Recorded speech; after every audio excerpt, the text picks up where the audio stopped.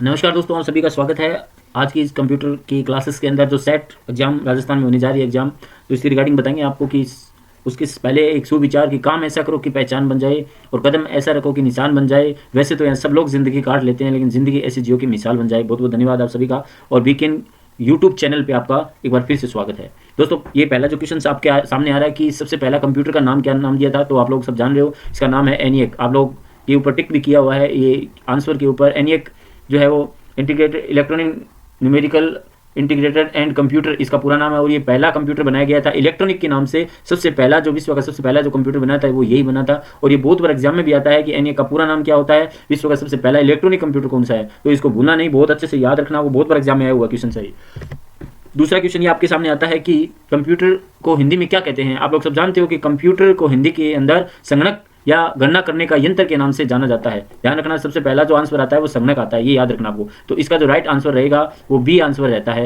ये आप लोग बहुत अच्छे से जानते हो आप लोग सभी, ठीक है। नेक्स्ट क्वेश्चन ये आता है कि कंप्यूटर साक्षरता दिवस जो है वो कब बनाया जाता है। कंप्यूटर साक्षरता दिवस जो है वो 2 दिसंबर को बनाया जाता है। बहुत बार एग्जाम में आया वो भी क्वेश्चन है, कंप्यूटर दिवस कब बनाया जाता है। तो 2 दिसंबर को ये कंप्यूटर दिवस है वो बनाया जाता है, ठीक है।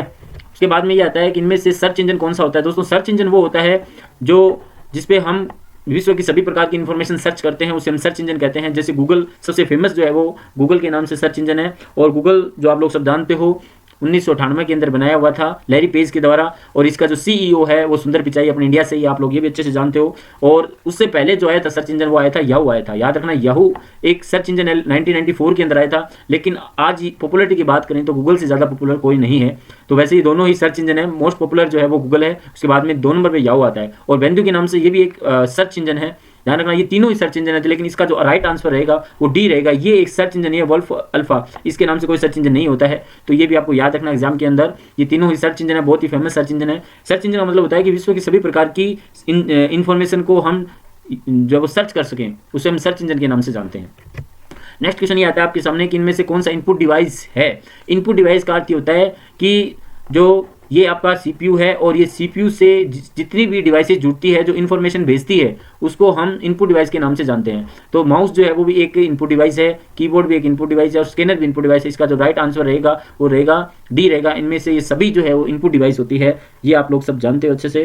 उसके बाद में नेक्स्ट क्वेश्चन ये आता है कि अभी मेमोरी का क्वेश्चन आ जाता है। मेमोरी का बहुत 2-3 क्वेश्चन आते हैं एग्जाम के अंदर कि 1 किलोबाइट में कितने केबी होते हैं, यानी किलोबाइट कितने होते हैं, 1 किलोबाइट में कितने केबी होते हैं। तो आप लोग सब जानते हो, यानी किलोबाइट का मतलब केबी होता है।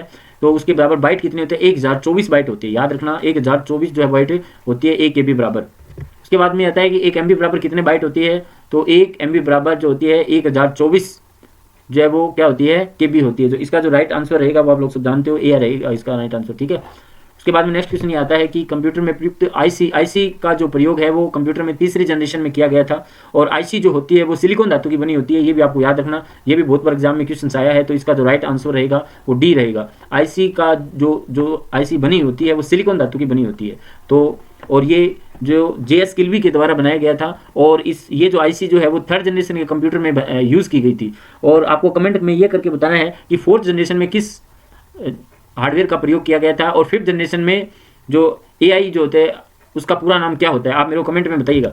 नेक्स्ट क्वेश्चन आता है कि इंटरनेट के पते को HTTP का सही विस्तृत रूप क्या है, यानी HTTP का पूरा नाम क्या होता है। HTTP का अर्थ ये होता है कि जब हम कोई भी इन्फॉर्मेशन दूसरी जगह पे भेजते हैं तो उस समय जो सर्वर यूज किया जाता है वो HTTP का यूज किया जाता है, हाइपर टेक्स्ट ट्रांसफर प्रोटोकॉल्स इसका पूरा नाम होता है। और इसका जो राइट आंसर रहेगा वो डी रहेगा। याद रखना, वो डी सही आंसर इसका, hyper text transfer protocol, okay. उसके बाद में ये आता है कि किसी कंप्यूटर के प्रोग्राम में बच्चों द्वारा प्रयुक्त भाषा का प्रयोग कौन सी लैंग्वेज में किया जाता है। तो आप लोग सब जानते हो कि जिस भाषा का प्रयोग होता है बच्चों के प्रोग्राम बनाने के लिए, उसके लिए लोगो लैंग्वेज का प्रयोग किया जाता है। कौन से लैंग्वेज का, लोगो लैंग्वेज। इसका राइट आंसर सी रहेगा। और बेसिक जो है वो प्रारंभिक भाषा है। बिगनर्स और पर्पस सिंबॉलिक इंस्ट्रक्शन कोड इसका पूरा नाम होता है। Basic instruction symbolic instruction code होता है, इसका ध्यान रखना, ठीक है। और जावा जो है आप लोग सब जानते हो, जावा जो है वो 1995 के अंदर सन माइक्रो सिस्टम के द्वारा बनाई गई थी, ठीक है ना। और ये जो है मोबाइल के जो सॉफ्टवेयर बनाने के काम में आती है। इंटरनेट में जितने भी आपके गेम्स बनते हैं बड़े बड़े, वो सारे जावा लैंग्वेज के अंदर ही बनते हैं, ये भी आपको याद रखना है। और बच्चों के लिए जो प्रोग्रामिंग भाषा का यूज किया जाता है वो लोगो लैंग्वेज ही होती है, ये भी आपको याद रखना। मल्टी प्रोसेसिंग क्या होती है। मल्टी प्रोसेसिंग का मतलब होता है जब हम यूजर के द्वारा 2 एक साथ जो है वो इंस्ट्रक्शन दिए जाते हैं उसको एक साथ पैरेलल चालू करें तो उसको मल्टी प्रोसेसिंग के नाम से जानते हैं। और मल्टी प्रोसेसिंग का मतलब होता है कि एक से या अधिक या दो से अधिक जो प्रोसेसर होते हैं, प्रोसेसर द्वारा उसे मल्टी प्रोसेसिंग के नाम से जानते हैं। तो इसका जो राइट आंसर रहेगा वो बी राइट आंसर रहता है। इतना आपको याद रखना है। उसके बाद में नेक्स्ट क्वेश्चन याद, इनमें से ऑप्टिकल मेमोरी होती है वो CD रोम होती है, और CD रोम का मतलब compact disc read only memory. तो इसका जो राइट आंसर रहेगा वो सी रहता है, ये भी आपको याद रखना। फ्लॉपी डिस्क आजकल इसका ज़माना चला गया है, क्योंकि इसके जगह पेन ड्राइव यूज़ होने लगी है। तो इसका जो राइट आंसर रहेगा वो सी रहता है। और दोस्तों ये मैंने आपसे पूछा था एग्जाम के पिछली बार वीडियो के अंदर, आप लोग दोबारा से कमेंट करके बताइएगा कि डोस का पूरा नाम क्या होता है। सबसे पहले देखते हैं आप में से कौन बताता है, हम उसका इंतजार करते रहेंगे, फिर हम अगली वीडियो में इसका आंसर बताएंगे। धन्यवाद दोस्तों।